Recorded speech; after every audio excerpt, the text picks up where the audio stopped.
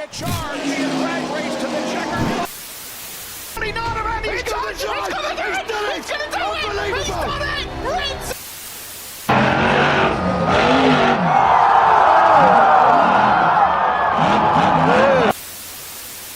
There's no deniable truth that I love motorsport.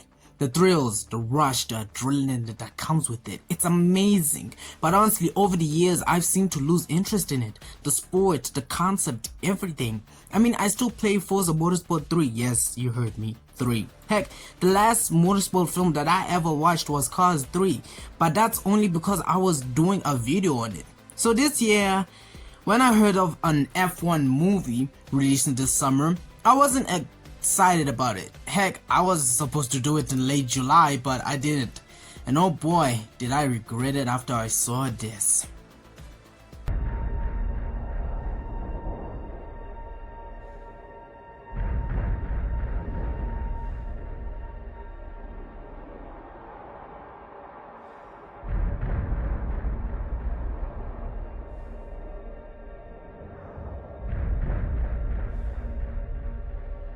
My god, this movie was gas, no pun intended. The visuals were amazing, the car racing scenes, oh my god, chef's kiss.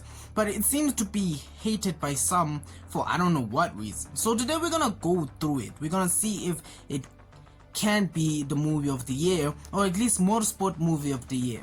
So sit back, grab some popcorn, and let's see what makes F1 the movie a cinematic masterpiece.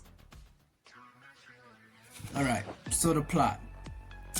The plot of this movie is pretty straightforward. We get Sonny Hayes, a guy who has never won an F1 Grand Prix due to a fatal crash that happened in the 90s. Now he's working paycheck to paycheck and just travels to where he's needed. He's sort of like the lone wolf. He's lone wolf in his life, not staying attached and acting like an asshole all the time. But his plan changes when he meets an old friend, aka Ruben, who was his former teammate in the 90s. But Sonny declines the offer, but not completely.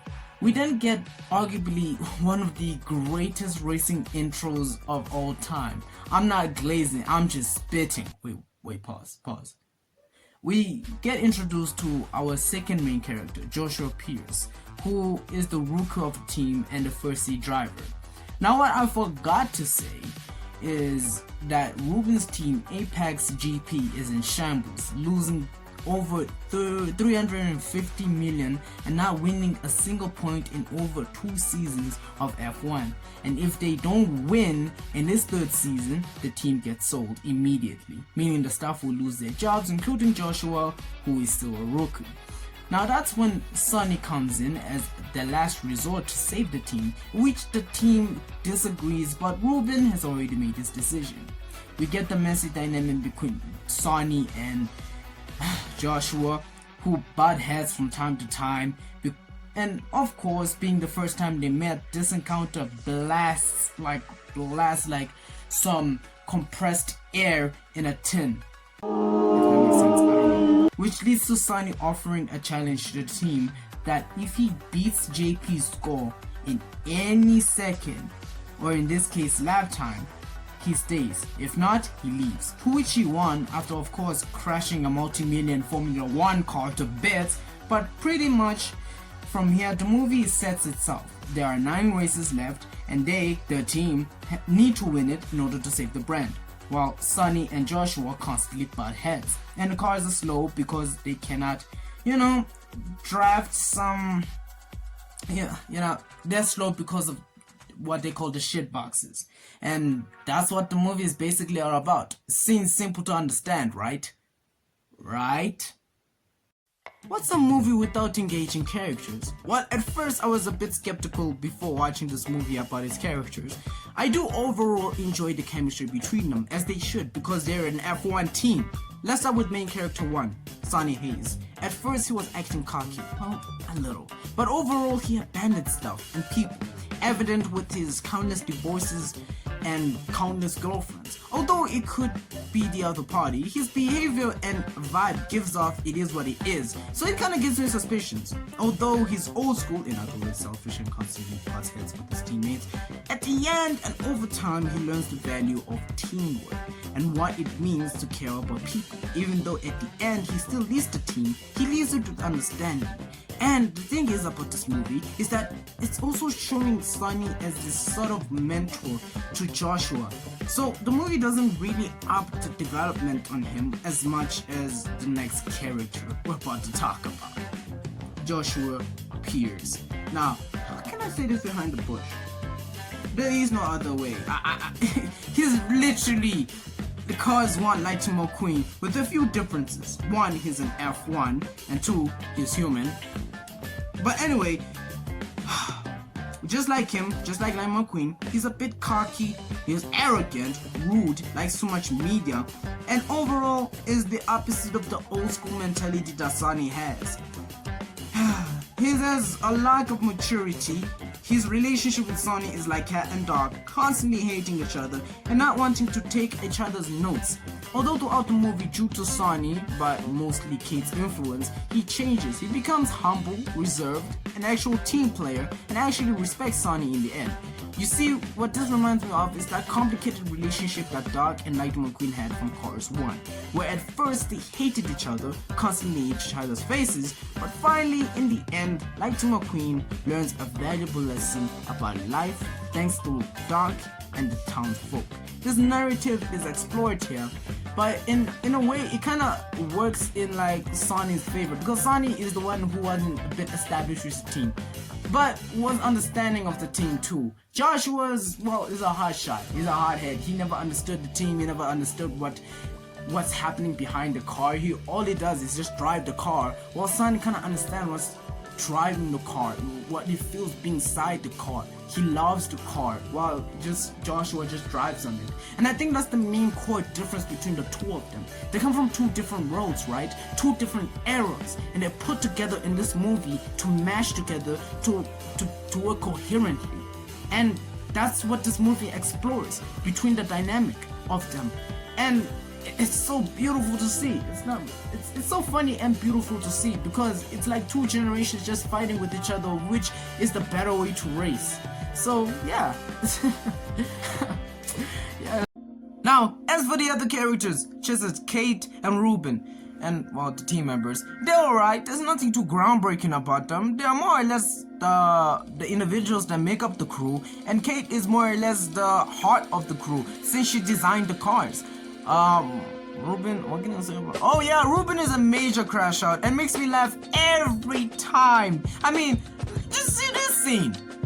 No lo puedo creer. Where were you in the last 2 years? Why now? Because we might actually win a race? Is that it? This is not car racing, sir. This is like corporate espionage. I'm sorry. Come here.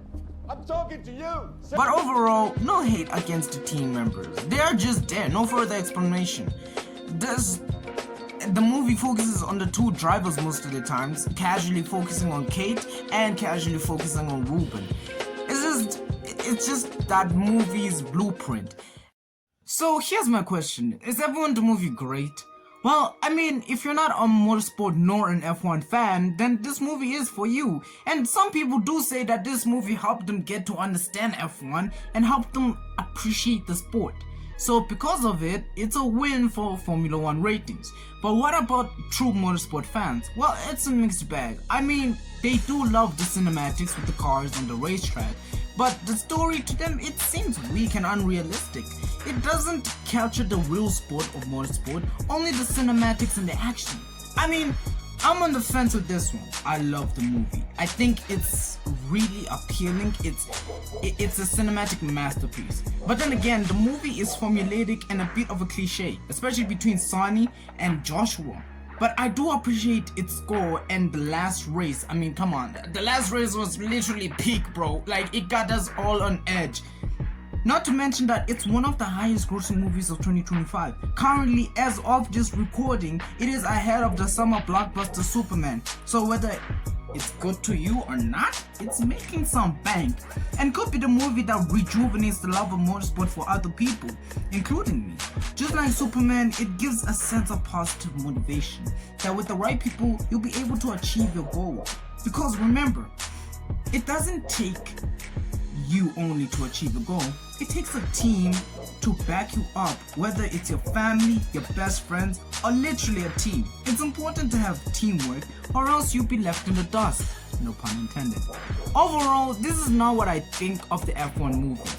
I think it is a cinematic masterpiece, but I don't think it really tells the realistic story of what F1 drivers go through. Does it have a glimpse of it? Yes. Does it have a fraction of it? Yes. And to be honest, like I said before, it is a cinematic masterpiece because, well, it was made by Apple Pictures. So, of course, it's gonna be astonishing. Wow. Complimenting Apple was not on my 2025 bingo card. But oh well. Does it capture a lot of things that I just said earlier unrealistically? Yeah, it does. The plot feeling like, well, it wasn't undercooked. More or less, it was just telling a different narrative. And it was all about this group and stuff. And that's not a bad thing. We need positivity. But if you're gonna really tell a motorsport movie, you've gotta show a lot of motorsport specific things. Because you're showing it to motorsport fans. Motorsport fans love attention to detail. And if you don't show that, well, yeah. But I will appreciate that it does show that F1 is a dangerous sport. I mean, one wrong turn and you could be flying like Joshua. Okay, I didn't mean it like that, alright? I didn't mean it like that. So I do understand what this movie was trying to achieve, was trying to show about F1, and I respect it for following through and respecting the sport. So that is my final thoughts on F1. What do you think of the movie? Was it accurate to F1, or was it cinematically awesome? Or do you think it was just a whole Hollywood movie that just takes the idea of motorsport and shows it in another light? Or you just don't agree with what I said right now? You know, comment down in the comments. I'll see y'all next time. Stay healthy, stay fresh. Much love. Mwah. Peace.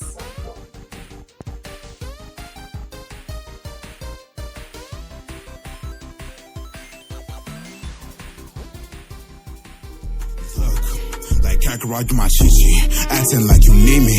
Talked about the future for me, they change it so easy. Seamless how you change, shot right at a range. Forgot I was replaceable, how quickly that you changed. I've been nagging on for a minute, been lost all over one ways. When the chicks hit into my days, I lost the only way, bitch, fuck you, go away.